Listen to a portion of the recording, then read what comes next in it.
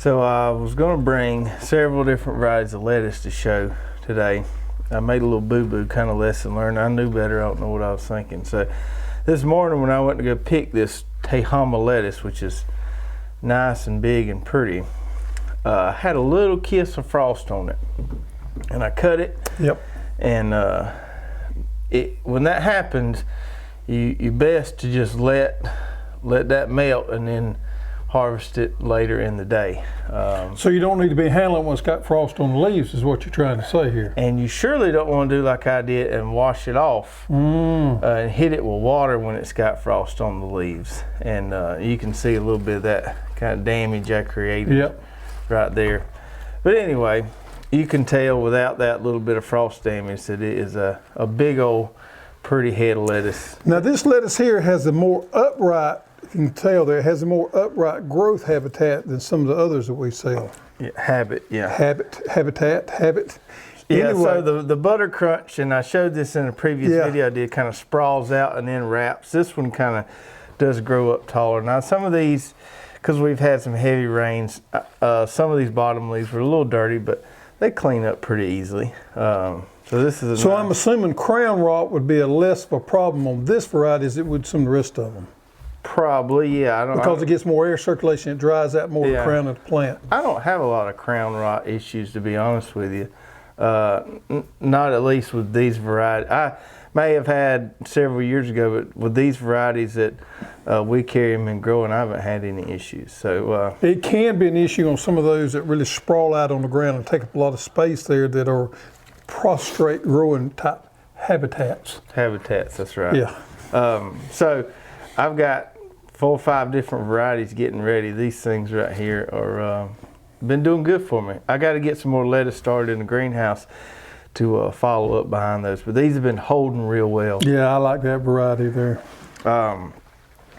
You wanted to show something you brought? Well, let me get everybody right here where I can show you. In case you don't know, I have got a huge test garden going with onions. I'm testing a lot of different varieties. I'm running some trials out there. I want to give everybody an update on bunching onions, because this is the first time I've ever grown a bunching onion. And now these are a little young, but I just wanted to pull them to show everybody. This is the warrior variety in my right hand right here. So hold on. Yep. So on your right. Yeah, it's the warrior variety, and it's an open pollinator. Right, OP. And it seems to be very consistent as far as the bulb size, so they're doing good. I really can't tell much vigor difference between the two, although this one here, which is the Not Seguro, which is a hybrid variety, seems to have a little bigger bulbs, and these are side by side and they've been treated exactly the same. Seem to have a little bit more bulb size on them than the warrior variety. However, the warrior variety is more consistent. They're all about the same. So that's really the only difference I could tell between the two. I planted these babies thick, as I would recommend you doing with a bunching onion, and you can make a lot of onions off a little small area there. Now what you'd want to do is if these get just a little bit bigger and start digging them. And then of course you'd cut the roots off there, and what the commercial people do is they trim the tops there and they bundle them like that right there, and you'll see them in your stores. Now, when you pulled these up, is that what you got, the handful there, indicative of how big a space that tightly grown? Yeah, pretty tight. Maybe just a little bit more. Now, I may have to get 2 handfuls, but it's pretty tightly grown. So you would plant these a lot tighter than you would your regular Vidalia type onion. Yeah, and you've got a big old row of them, so you got quite a few of them. I got 2 rows. I got a row of each. I got them planted a lot thicker than I do my nest onions, my shallots, my elephant garlic. I planted all that on about 6 inches. These babies here, I seeded in there thick, because when they get just a little bit bigger, we're going to start digging them. In fact, I've already dug a few and ate them. I couldn't stand it. Those are good for soup. So a lot of people call those spring onions? Spring onions, I think the proper terminology is a bunching onion. Bunching onion. And we've had a lot of people asking how your multiplying onions and your guinea nest onions are doing, and hopefully next week we can provide a little update on those. Absolutely. All right, let's say hey to everybody real quick. Hello everyone, and welcome to the Row by Row Garden Show. I'm Travis. I'm Greg. And it's good to have you joining us this evening. This is our weekly garden show where we talk shop talk about what's been going on in our gardens, and usually have kind of a main topic we work through in the middle and answer some of your questions. As always, if you have any questions during the show, put those in the comments below, and we'll be glad to get to them on next week's show. I can tell by the orders coming in, everybody's getting pumped up, ready for gardening season. Got the fever. I had a few things I want to get through here. The potatoes have been selling fast, and we actually had to get in touch with our potato supplier and kind of double our order because the pre-orders have been flying. So if you do want potatoes, I would highly recommend you go ahead and getting those booked because it looks like we're probably going to run out. Yep, and we even offer them in a smaller size than we have previously, correct? That's right. We had a lot of people requesting smaller than 10-pound quantities, and a lot of people have been asking this, so I'll go and answer this question. They want to know how long a row a 10-pound bag will plant. It varies a little bit from one variety to the next because like that Yukon Gold is bigger. But once you take 10 pounds of taters and you cut them up into pieces with 1 to 2 eyes per piece, 1 to 2 eyes per piece, that 10-pound bag is going to give you anywhere from about a 30 to 40 foot row. That's planting them about 8 to 12 inches apart. So 10-pound taters, once you cut them up, let them heal over, between 30 and 40 foot rows. So a 5 pound of potatoes would do how much? 5 pounds going to give you about 20 feet. If you've just got a little raised bed, you're going to plant taters in at 5 pounds, perfect. Yep. Now if you're going to plant one variety and you could only plant one variety of potatoes, and I know this is going to be tough on you, what variety would you plant? So if I was just going to do one variety, there's a lot of things I'd have to consider there. Because I got my market farming operation, so I got to consider production. I got to consider storage mainly. Well, that's also issues that home gardeners should. That's things I would consider. Right. But if I wasn't doing the market farming aspect, I might rank flavor a little higher than I would production and storage. So in that case, I would probably go with. I'd probably go with the Yukon Gold. If I could only grow one, they seem to store a little bit better, and they're coming in a little earlier. The Butterball's great. It's a little later potato.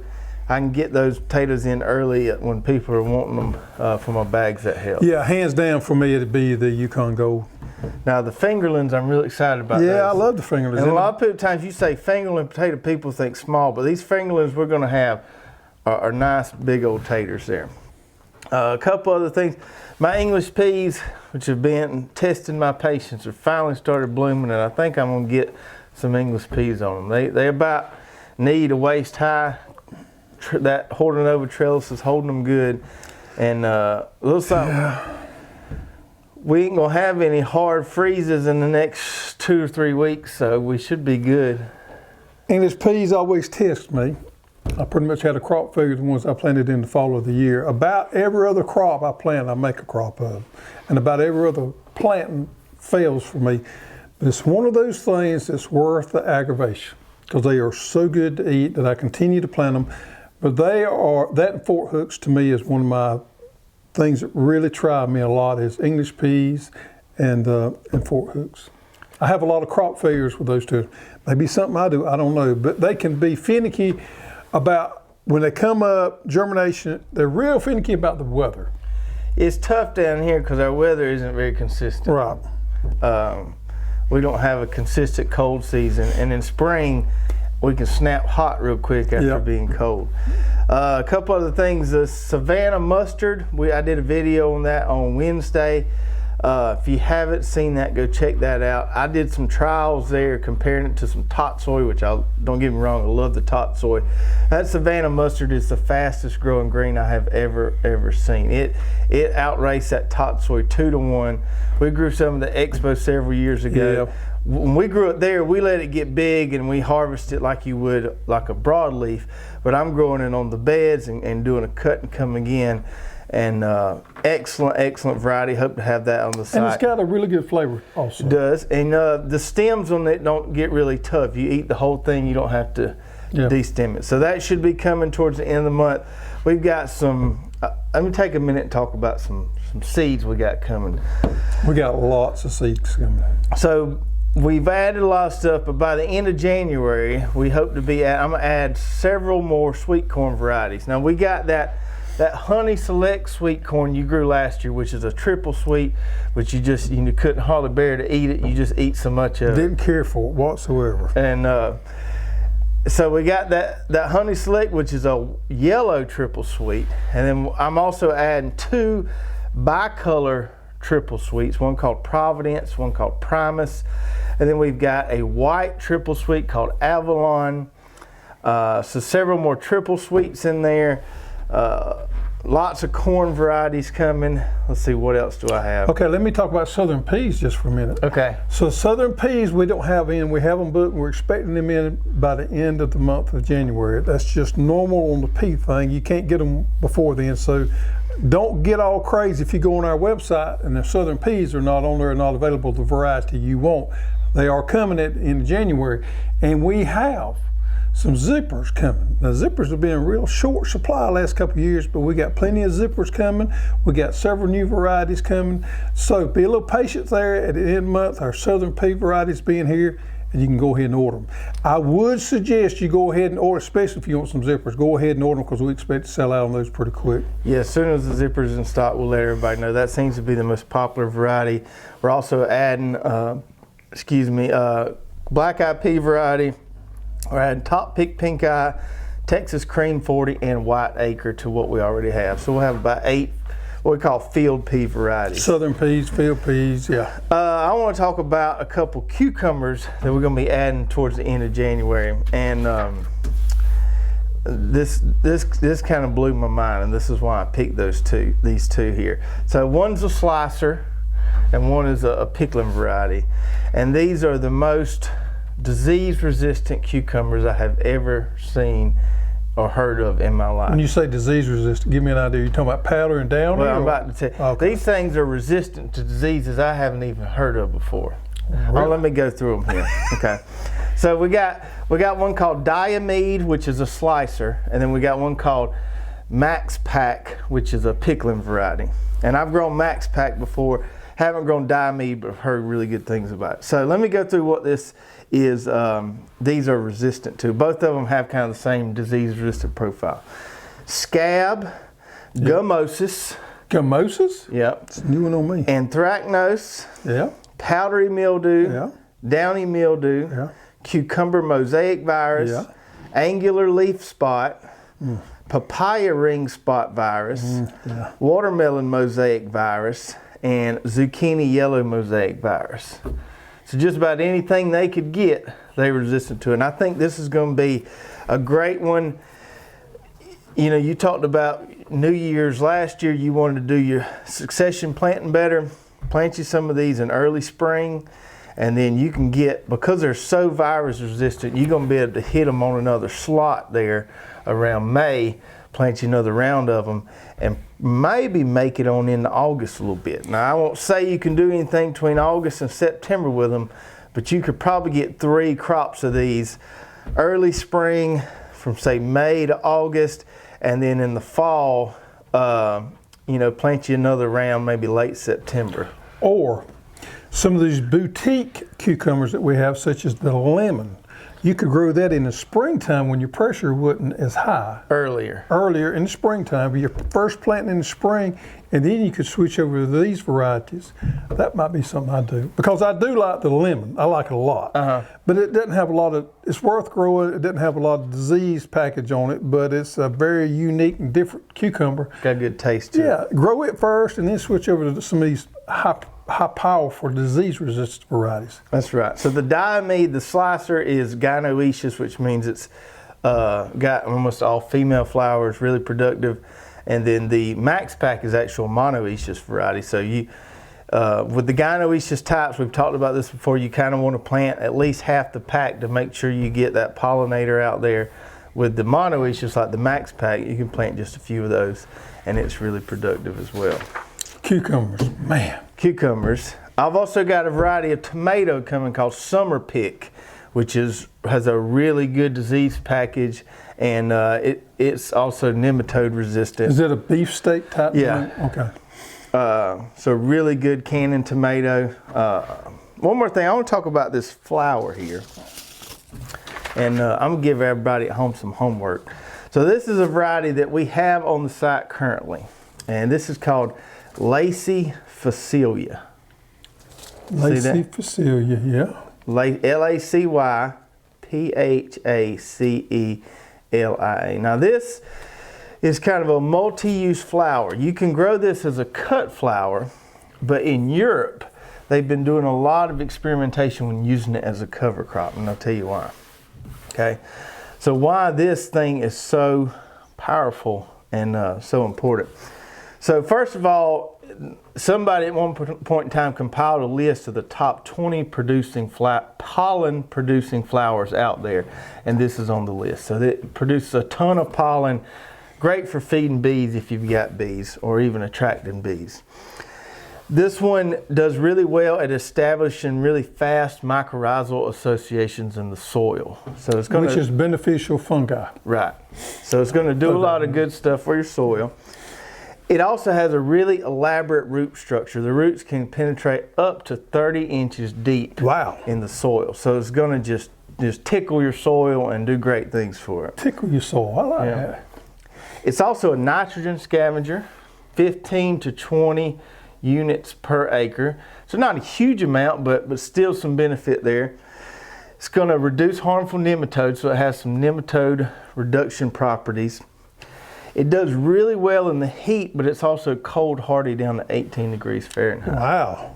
So, with that being said, do some research on this guy and y'all tell me what you think. We sell it right now in the packets like this. Yeah, let me hold it still. But I'm also highly considering adding it as a cover crop. I think we should sell it in bigger packs than this. So what would be the seeding rate on this? Give me an idea. Oh, for cover crops, I'd have to do my research and let you know. I know. Is it a small seed? I'm assuming it is. Feels kind of small, yeah. Yeah. But this got a really good this has got a 95% germination rate on it. Days to maturity is 60 days. If you're growing it as a cut flower, okay, you don't want to let this go to seed. Some people call this stuff scorpion weed, which I'm not familiar with, but I guess it can be invasive if you let it go to seed, which a lot of cover crops are like that. So if you're growing it for cut flowers, you want to make sure you go and keep everything cut and deadheaded. If you're growing it for a cover crop, cut it in before it goes to seed. Yeah, after it flowers, you got about 2 weeks probably to cut it in and everything. A general rule on your cover crops is when a plant begins to bolt or it begins to make that seed heads is the prime time to incorporate it back into your soil. Yeah, so y'all check out that Lacy phacelia. Let me know what you think about that. I think there's some promise there, and I think that can do some amazing things for your soil. Yeah. You can probably use it as a cocktail or plant it alone as a cover crop, but we'll look into carrying larger quantities of it. All right. On this week's show, we want to cover some of our most frequently asked questions about our walk-behind garden cedars. And we've got two models. We'll start out with the smaller one. We got two models, and we kind of want to go through each one, and then we'll talk about why you would want one over the other, which one may be better for your growing situation. So, let's start off with this baby right here. Okay, so this is what we call our cedar attachment, okay? And it was our first one we come out with. We've had this one out for a while. This one is an attachment to the wheel hoe. You can put it on the single wheel hoe or you can put it on the double wheel hoe. It won't work on the high arch. We didn't design it for that. But on the single wheel hoe or the double wheel hoe. The basic general design that all of our cedars have, you've got your hopper here, if you want to kind of tilt that.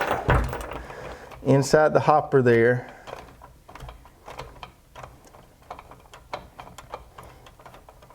get that one. You can leave that upright. I'll just take this hopper off and I'll show them.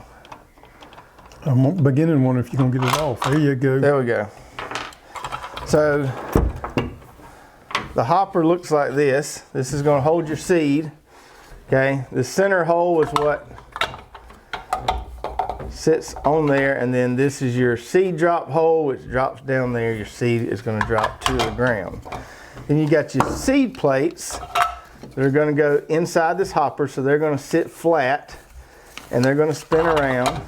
And then there's just a little spacer cone and this brush right here. Now the purpose of this brush, because a lot of people get confused about what this brush is for. The brush is to sweep over the top of the seed plate and make sure only one seed is sitting in that hole. So when it passes over the drop tube, only one seed's dropping down.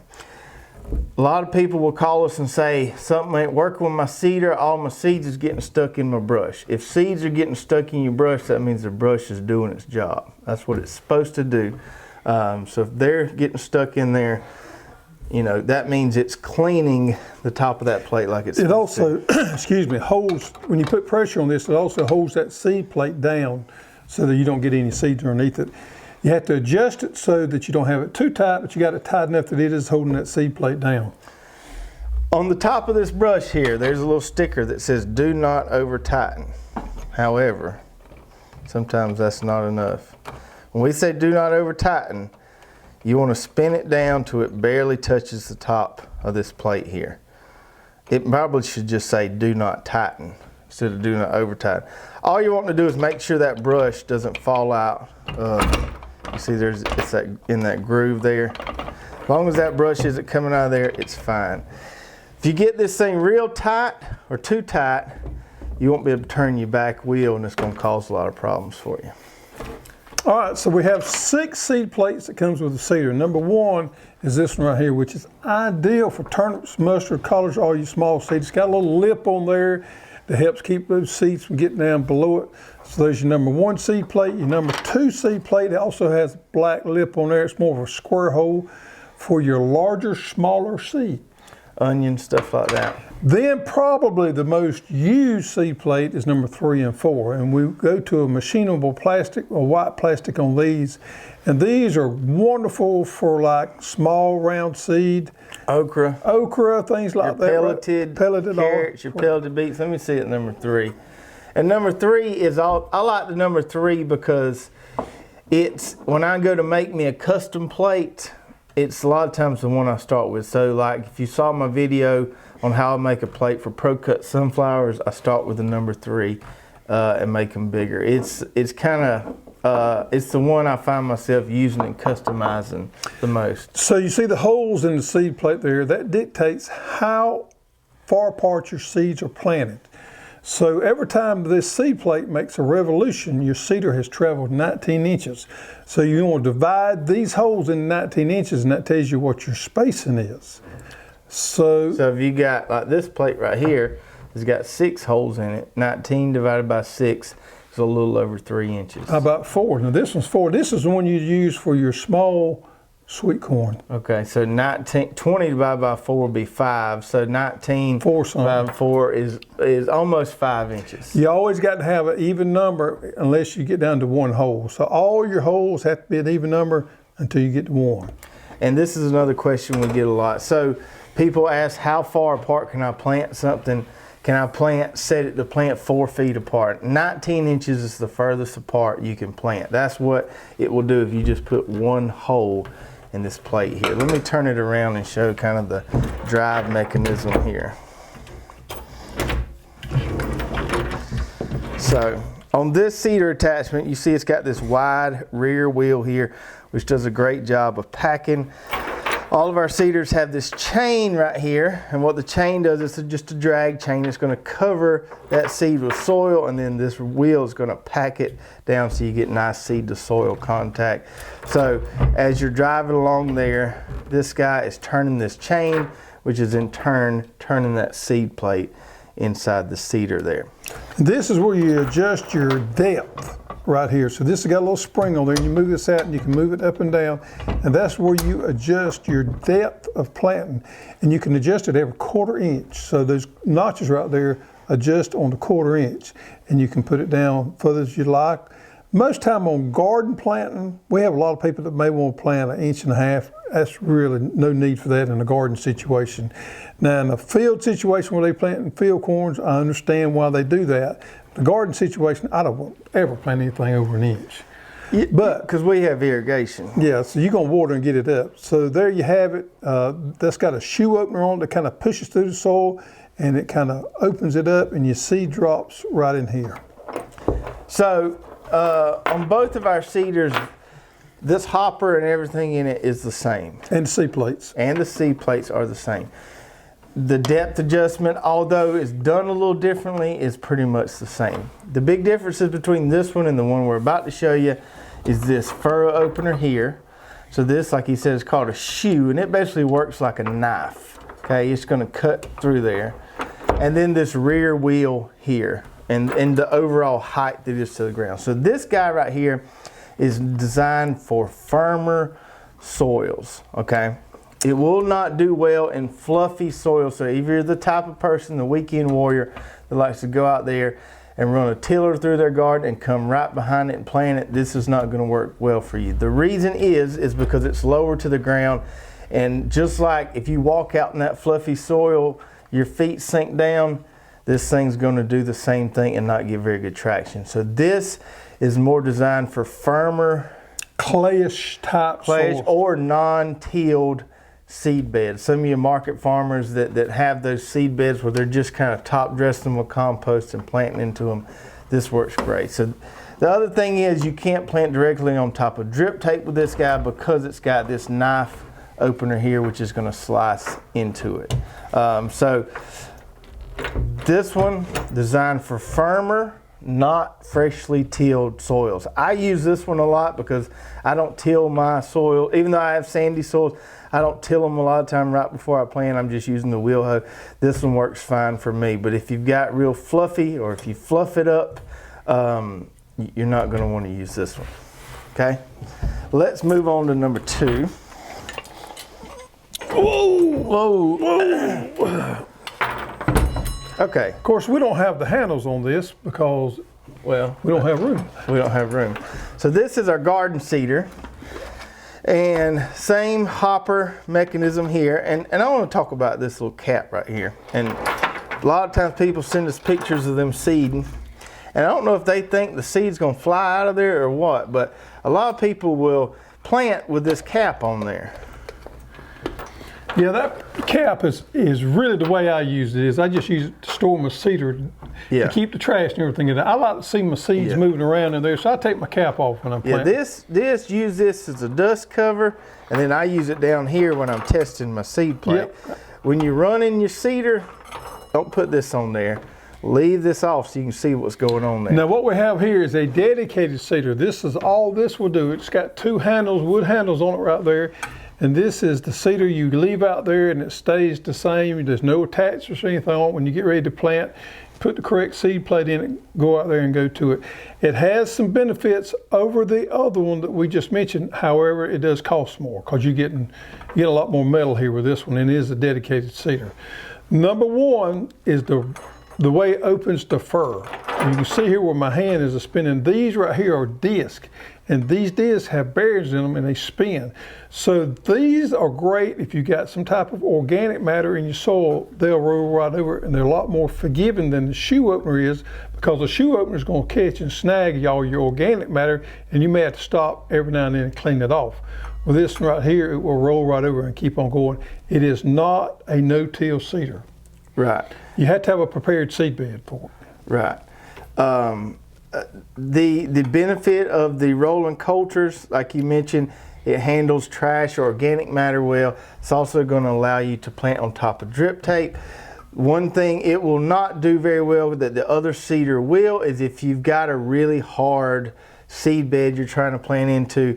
This, because it doesn't have any sharp edges, it's just a round, is not going to penetrate some really hard clay, whereas that knife on that cedar attachment would. So if you got really hard soils, this may not make a good furrow for you. You would want to use that cedar attachment. You have a lot more clearance on this when you do the cedar attachments. For those sandy, fluffy type soils, this one is the one to go with here. So you can go out there and till your garden, get it nice and fluffy, and you come right behind it and plant. With the other one, you have some limitations there.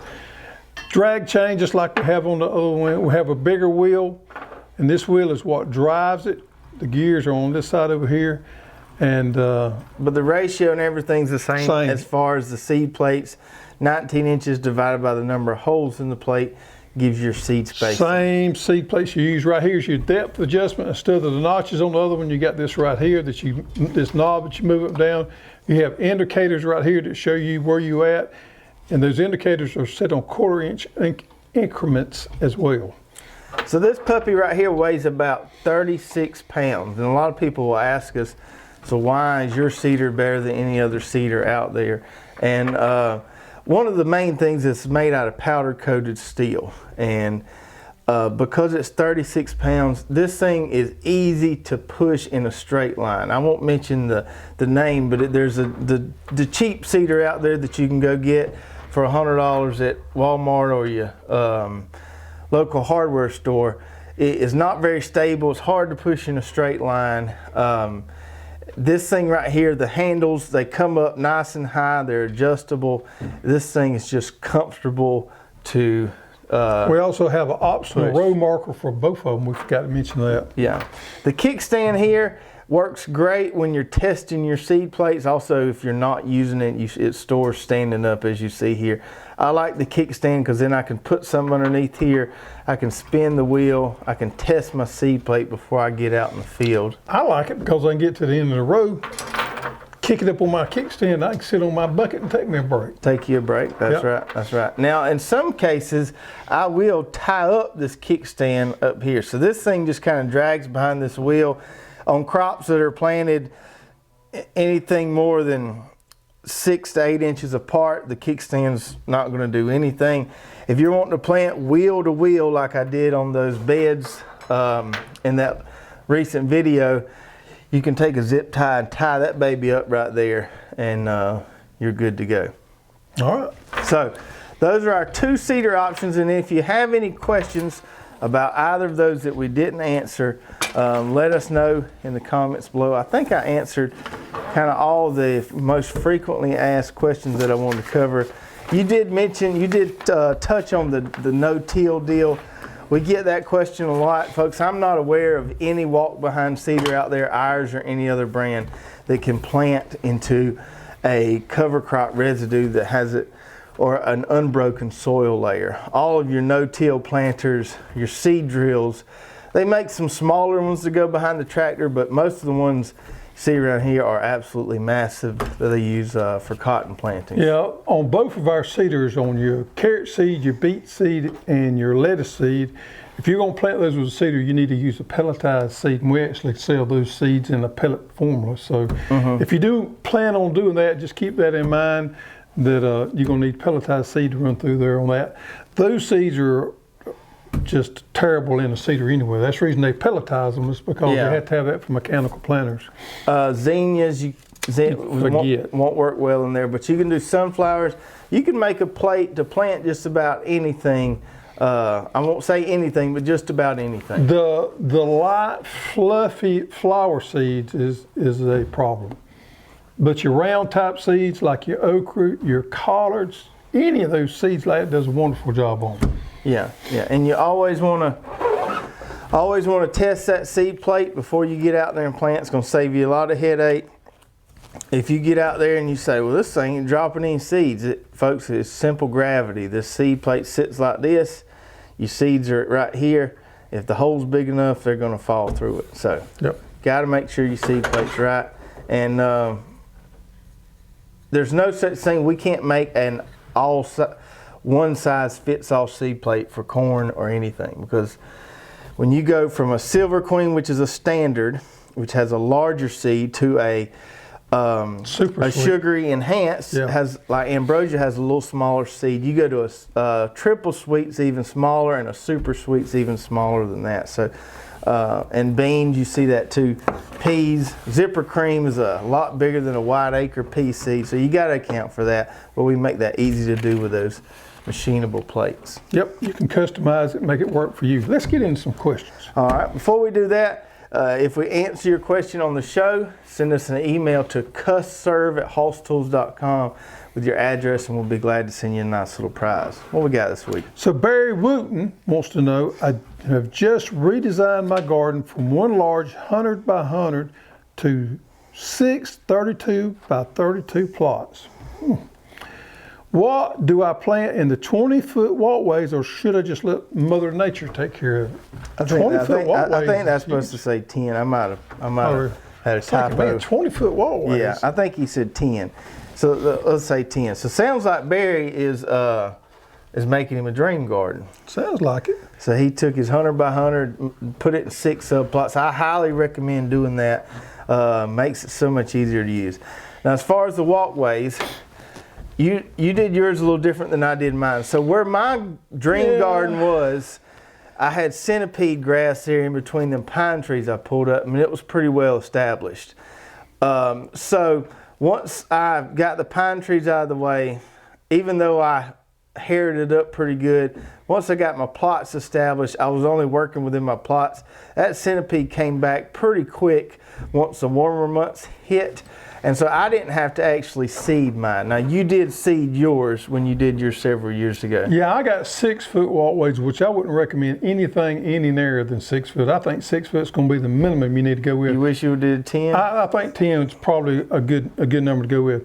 Now, our garden seeder does a wonderful job on centipede seed. So I just went out there, made me a little plate, went out there and seeded my walkways with the garden seeder, kept them ordered, and now I got good, just matted, covered centipede in my walkways. Yeah, so I would say if it's yard and you're converting it to a dream garden, that grass will probably grow back. If it's been gardened for a while, you might want to seed it just to get something there. Now I keep my walkways mowed, and I guess you do too. So that's just I use a little push mower for mine, so I don't blow grass everywhere. Now I will say, I would highly not recommend doing wood chips in your walkways. And I know this because we did that at the demonstration garden of the expo. And you have to go out there every day and rake your wood chips back into the walkway. They make a mess. They float. So you get a gully washer in there, and y'all know what I'm talking about, a gully washer. You get a gully washer in there, those wood chips are going to float over into your garden, and then you got a mess. A lot easier to manage the grass than it is anything else. And if you keep it mowed down, you won't have any weed problems. All right, our second question comes from Seedaholic Gardens. And they said, do y'all ever have a need to grow undercover like a hoop house or something? If so, can you detail your methods with suggestions for all of us in the snowpack? I'm determined to grow year-round up here in Chicago. I do have a hoop house, and we are a little bit familiar with it. But, to give you an example, I think the coldest day we've had this year has been around 30. Right. So we're by no means are experts, because we got a grow condition most of y'all up north will never have. We do grow under, I can tell you growing in a hoop house will help dramatically. If you're living up north, it'll keep that frost, even though your temperature may not be a large difference, it does keep that frost off there, and it does protect your plants a lot. Now this book right here, I read years ago. And this is by a buddy of ours, by Elliot Coleman. If you're familiar with, Elliot's been in the game a long time. And he is a guru at growing in the cool weather. And he lives up in Maine. And he wrote this book right here. And I'd highly recommend you reading it, and then give you a lot more advice on there than what I can.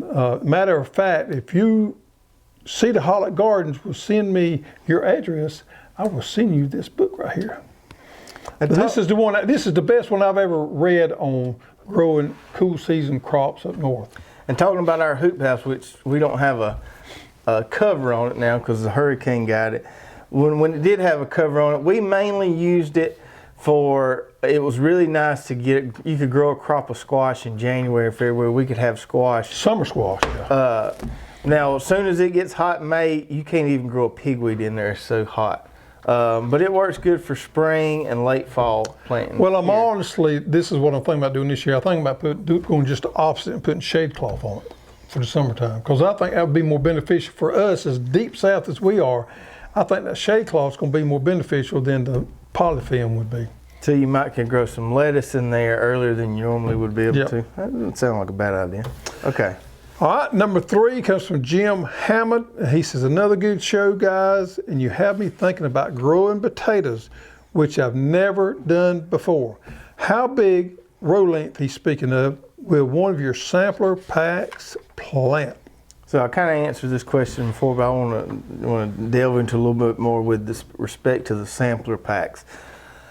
So we got 2 sampler packs. We got what we call the Homestead sampler pack and then the Gourmet sampler pack. So the Gourmet are some of the little fancier varieties. Both of the sampler packs should do well for everybody.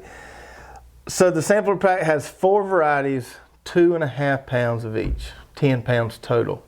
And I mentioned earlier that 10 pounds is probably going to give you anywhere from a 30 to 40 foot row. But when you plant the sampler packs, if you're going to plant them all in one linear row, and we have this information on our website, one thing to consider with planting multiple varieties of potatoes is the maturity date. Okay, so there's some variety. Your red taters are going to be your first ones to come off. Your blue taters are going to be kind of a little bit behind them.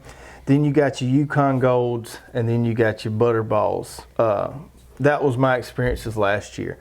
So they're going to come off at different times. So what I would do is if I was planting one row sampler pack, plant your early ones first in the row, then your second ones, and your third ones, and then your fourth ones. That way you can work your way down the road when you're digging them, and that way you not got all these gaps in there while you're waiting on some of the later ones to mature.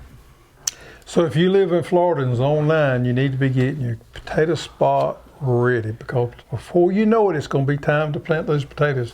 Around the end of January, I think you can get them in the ground if you're in Zone 9, which would be southern Texas, southern Louisiana, maybe southern Mississippi. Yeah, I've got my southern and Florida. We aim for February 14th or Valentine's Day. My wife loves planting taters on Valentine's Day, and I've got my cover crop cocktail. It's looking good. I'm probably gonna mow it in the next few weeks. That way I can be ready come tater time. Yep. So if you're in Zone 9, get it on your mind to get out there and get it done. Yeah. If you're in Zone 8, then you ain't gonna be long. You ain't gonna be long. All right. Number 4, our last question is from Philip Osan, and he says, "What's the best way to find out the pH of your soil? I have some blueberries in containers, and I know or I think pH should be around 4.5 to 5.5. I've seen a couple of pH meters that you stick in the ground fast. They seem quick, but are they any good?" Well, I've seen good and bad there. I would prefer to have a university soil test done and send it off to the university. I know here in Georgia they charge $6 or $7. You go by your county agent's office and they give you a bag, you fill it up, you carry it back to them. $6 or $7, you get a detailed report including your pH. I think that's probably the best way to go about it. There are a lot of pH meters out there on the market, and I've used them from the cheap ones to the expensive ones.